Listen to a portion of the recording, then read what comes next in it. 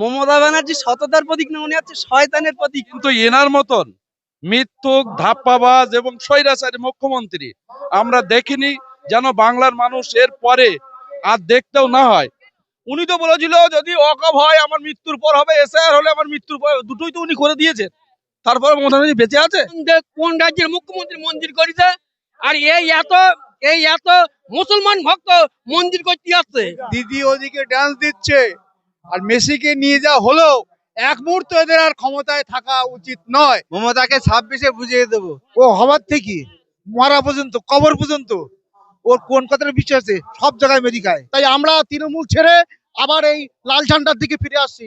এই শুধু তৃণমূল, এই মমতা ব্যানার্জি দিচ্ছে তাই।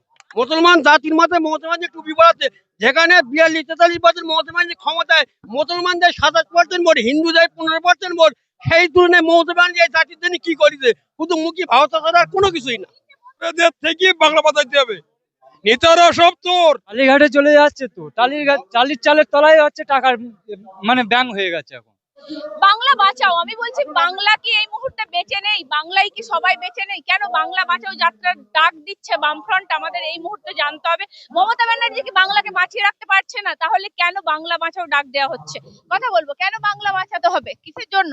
বাংলায় প্রচুর দুর্নীতি হচ্ছে, বা বাংলায় শিক্ষা নেই, বাংলায় স্কুল কলেজ নেই। চোর, চোরেদের থেকে বাংলা বাঁচাইতে হবে। নেতারা সব চোর, এরা চাকরি চুরি করছে, মানুষের মৃত্যু যাচ্ছে। এদের থেকে বাঁচানো দরকার। সিপিএম ছাড়া পারবে না বাঁচাতে। কৃষক আত্মহত্যা করছে আর আর হচ্ছে দিদি ওদিকে ডান্স দিচ্ছে আর মেসিকে নিয়ে যা হলো, এক মুহূর্ত এদের আর ক্ষমতায় থাকা উচিত নয়। ক্ষেত মজুর কাজ পাচ্ছে না, তার মজুরি নেই, তার দিন যাপনের কোনো ব্যবস্থা নেই, শিক্ষা শেষ, স্বাস্থ্য শেষ। তাহলে কি যা হচ্ছে সব টালির চালের হচ্ছে? অবশ্যই অবশ্যই হচ্ছে। কি কালীঘাটের হচ্ছে? কারণটা আপনি দেখুন, সাধারণ গরিব মানুষ যেখানে 100 দিনে কাজ পাচ্ছে না, আজকে বিকাশ রঞ্জন ভট্টাচার্য সুপ্রিম কোর্ট থেকে অর্ডার করে মমতা ব্যানার্জির টেবিলে দিল, তারপরেও সাধারণ মানুষকে বঞ্চিত করে এখনো কাজটা ওরা বন্ধ রেখেছে। এবং এবং ওদের একটাই এজেন্ডা এখন আছে, সেই একটাই এজেন্ডা, সেটা হচ্ছে হিন্দু মুসলমান করো, মন্দির করো, মসজিদ করো, এই বলে মানুষকে বিভাজন তৈরি করো, এই বলে একদম। আমি যে বিষয়টা এই মুহূর্তে কথা বলবো, আমি মানুষের সাথে কথা বলার চেষ্টা করছিলাম। তারা কি মনে করছে যে বাংলা বাঁচাতে হবে? সত্যি কথা বলতে আমি বলছি, যত টাকা পয়সা যা কিছু সব কি কালীঘাটে চলে যাচ্ছে? টালিঘাটে চলে যাচ্ছে তো, টালির চালের তলায় হচ্ছে টাকার মানে ব্যাংক হয়ে গেছে এখন। অবশ্যই অবশ্যই অবশ্যই অবশ্যই কালীঘাটে যাচ্ছে, নাইলে দুর্নীতি হচ্ছে সবাই বলছে, দিদিও জানছেন। সবাই আজ পার্থ জেলে গেল, নাটক, এমন নাটক, জেলে যাচ্ছে তা ছেড়ে দিচ্ছে কেন? তাদেরকে ছেড়ে দিচ্ছে কেন? যদি দুর্নীতি না হয় তাহলে ওদেরকে ধরছে বা কেন, আর ছেড়েও বা দিচ্ছে কেন? আজকে অভিষেককে কেন ধরছে না? কেন ধরছে না? আমি বলছি এই মুহূর্তে দাঁড়িয়ে একটা জিনিস, মমতা বন্দ্যোপাধ্যায় মুসলিমদের মাসিহা ভালো করছে না? মমতা ব্যানার্জি মমতা ব্যানার্জি বেঁচে আছে। মমতা ব্যানার্জি বেঁচে আছে। উনি তো বলেছিল যদি ওয়াকফ হয় আমার মৃত্যুর পর হবে, এসআইআর হলে আমার মৃত্যুর পর, দুটোই তো উনি করে দিয়েছেন। তারপরে মমতা ব্যানার্জি বেঁচে আছে। আপনি তো সাংবাদিক, একটু জিজ্ঞেস করুন।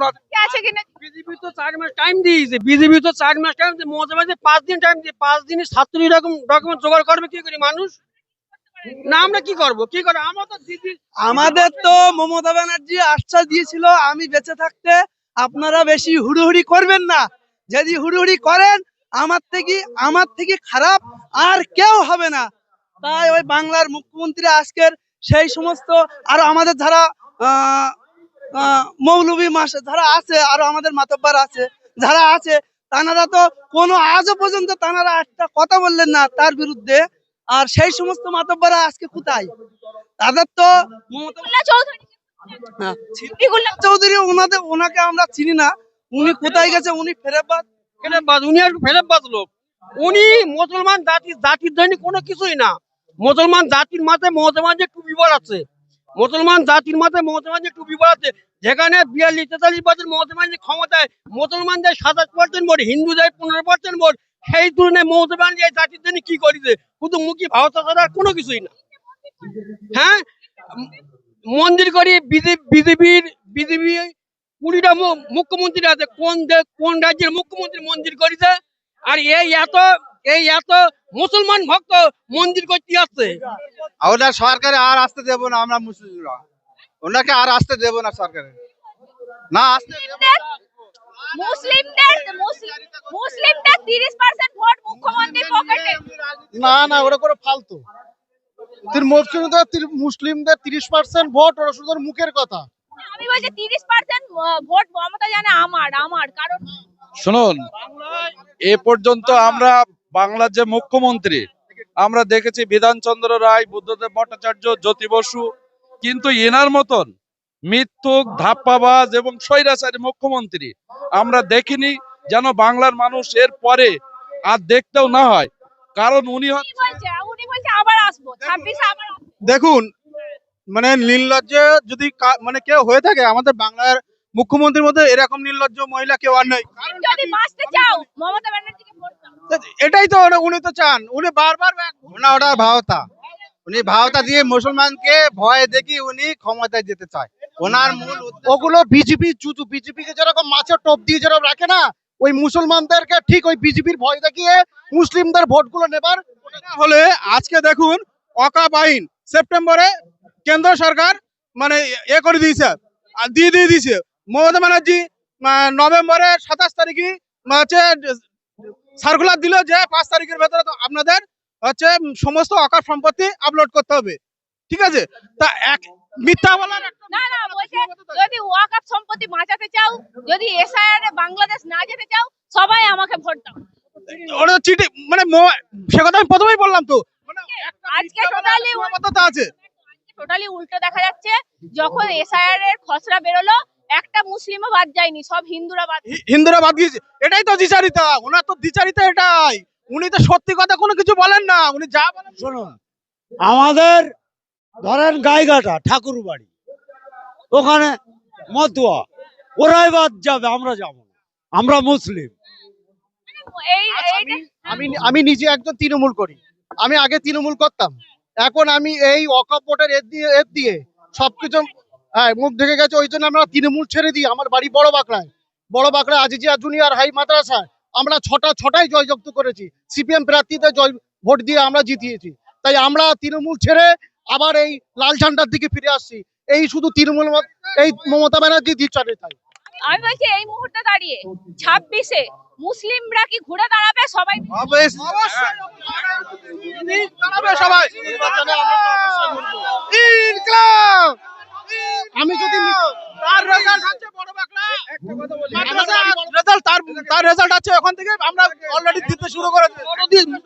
মুসলমান দরদি দিদি হয় যদি কেরল সরকার, তামিলনাড়ু সরকার, ওরা ওদের বিধানসভায় পাশ করে দেয়, আমাদের এখানে ওয়াকফ চালু লাগু হতে দেবো না। কিন্তু মমতা ব্যানার্জি এত মুসলিম দরদি, তাহলে তার থেকে বিধানসভায় পাশ করলি না কেন ওটা? উনি আবার দেখুন, এটা হচ্ছে রবীন্দ্রনাথ নজরুল ইসলামের বাংলা। আমরা বাংলায় হিন্দু মুসলমান ভাগ হতে দেব না। আমরা হিন্দু মুসলমান যাই ভাগ করতে চাইছে, এটা হচ্ছে জনগণের শত্রু, গরিব মানুষের শত্রু, শ্রমিক শ্রেণীর শত্রু। আমরা স্বরূপনগরবাসী, হ্যাঁ স্বরূপনগরবাসী এবারে 26-এ তাহলে মমতাকে আনবে না নাকি? যদি বাংলাকে কি বাঁচাতে চান, বাংলাকে কি কেন বাংলায় যে অরাজকতা এসছে, এভাবে অশান্তি হ্যাঁ। মমতা তো মুসলিমদের মাসি আছে, তা মমতা বন্দ্যোপাধ্যায় তো মুসলিমদের মাসি। হ্যাঁ, আমরা মমতা বন্দ্যোপাধ্যায় কিছু করছে না। আপনাদের কি ঘরদুয়ার বা আপনাদের কাজকর্ম সেই সবে অভাব হচ্ছে?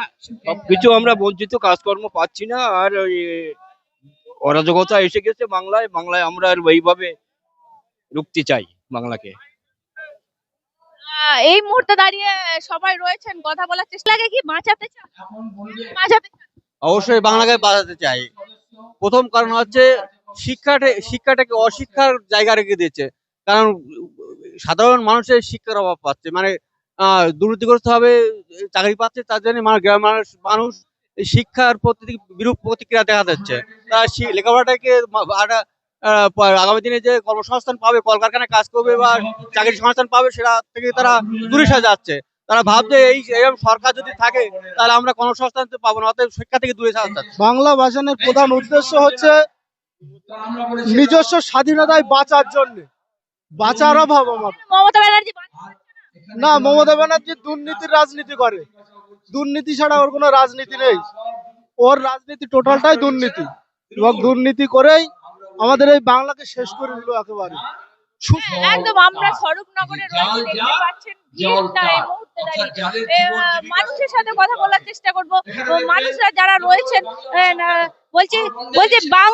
বলছি দাদা বাংলা বাঁচাতে কেন বাংলা ভাষাতে কি বাজাবো? মমতা ব্যানার্জি দেখছেন, মমতা ব্যানার্জি যায় না, যায় না, কেন যায় না, দুর্নীতি চলবে না, কেন দুর্নীতি আমাদের চলবে না। মমতা ব্যানার্জি চায় না এই মুহূর্তে দাঁড়িয়ে। একদম আপনারা দেখতে পাচ্ছেন অসংখ্য ভিড়। কথা বলার জন্য